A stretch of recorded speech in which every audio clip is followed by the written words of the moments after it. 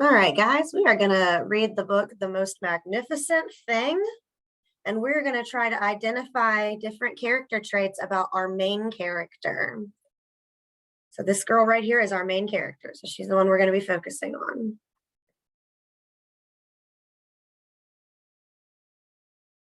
The Most Magnificent Thing, written and illustrated by Ashley Spires. That means Ashley Spires wrote the book and drew the pictures. This is a regular girl and her best friend in the whole wide world. They do all kinds of things together. They race, they eat, they explore, they relax. She makes things. He unmakes things. One day, the girl had a wonderful idea. She is going to make the most magnificent thing. She knows just how it will look. She knows just how it will work. All she has to do is make it. And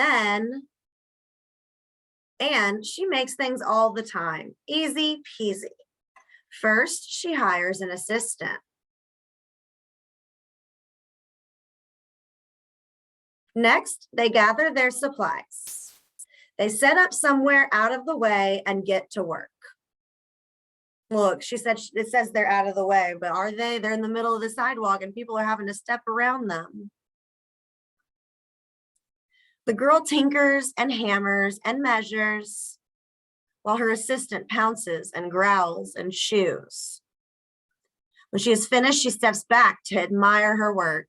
She rocks around one side. Her assistant examines the other side. It doesn't look right. Her assistant picks it up and gives it a shake. It doesn't feel right either. They are shocked to discover that the thing isn't magnificent or good. It isn't even kind of sort of okay. It is all wrong. The girl tosses it aside and gives it another go. She smooths and wrenches and fiddles.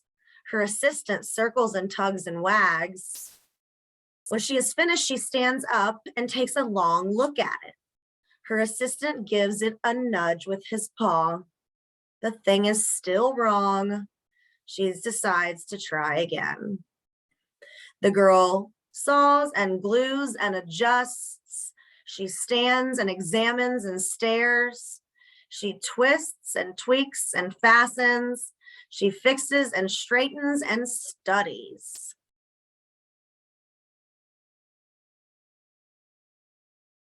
She tries all different ways to make it better. She makes it square.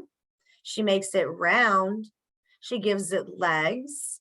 She adds antenna. She makes it fuzzy. She makes it long, short, round, smooth, big, small. One even smells of stinky cheese, but none of them are magnificent. Her hard work attracts a few admirers, but they don't understand. They can't see the magnificent thing that she has in her mind. She gets mad. The angrier she gets, the faster she works. She smashes pieces into shape. She jams parts together. She pummels the little bits in. Her hands feel too big to work, and her brain is too full of all the not right things.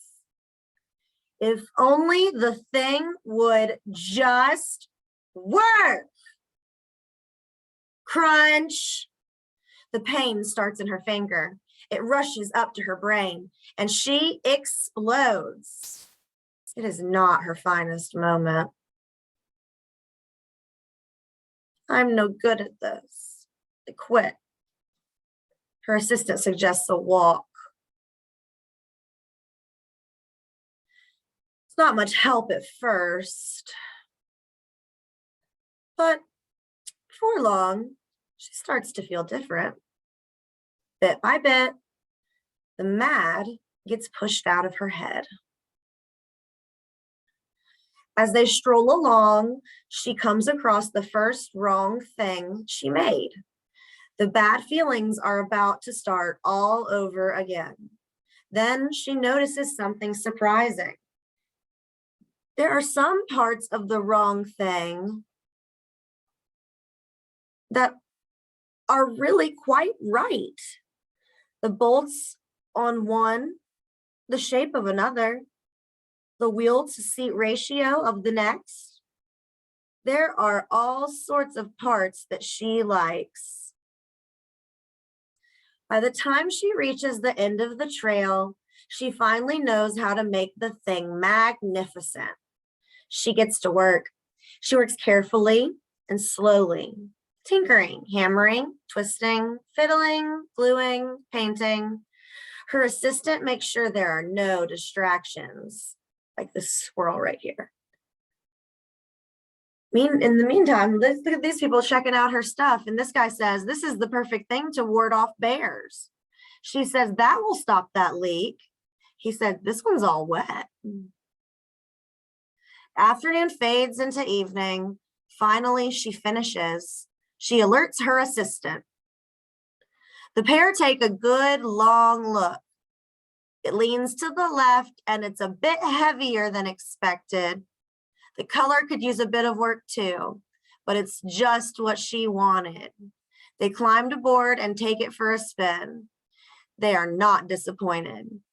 It really is the most magnificent thing. She built a little sidecar for her dog to ride on her scooter with her. Isn't that awesome? What a good book. Whoops. It's for all the little perfectionists in the world. That's those of you who have to get everything perfect or they're not happy. Also, I want to go back and point out that all of these inventions that she made got taken away by people. This is a different person taking it. And by the end, the whole sidewalk is clear.